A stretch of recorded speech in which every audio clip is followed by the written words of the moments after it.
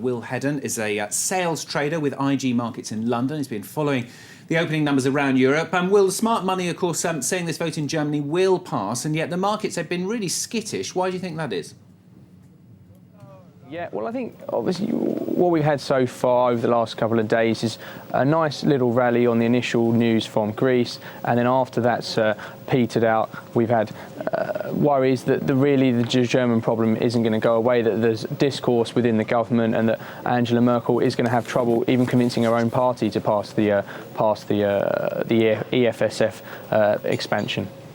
Well, good morning. So in Fairclough, there's lots of it going on this morning as well. Not just, of course, that vote in Germany. We had plans for a Tobin tax announced by the European Commission yesterday. We've been here before.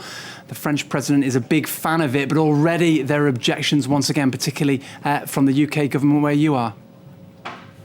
Yeah, exactly. We were talking a lot about this yesterday. I'm not quite sure if it's as big a story in the rest of Europe because of how much it affects us here in London. As being the biggest financial centre, there's a big worry that if this kind of tax is implemented here, it's going to drive jobs and companies away from London to other financial centres like New York and Singapore. And obviously, as a result, the politicians and as well as the City of London are up against it.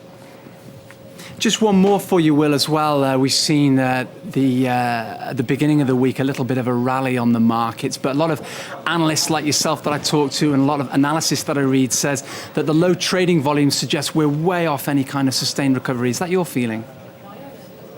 I think it is. If you look at the way we've been trading, we haven't really broken out of the range that we've been in since the market moved down initially in August. We've got some more data to look out for today. I think the US GDP figure later is going to be interesting. A lot of analysts expecting that to be revised upwards. And remember, that figure's for the second quarter of the year before we had all this market turmoil in August.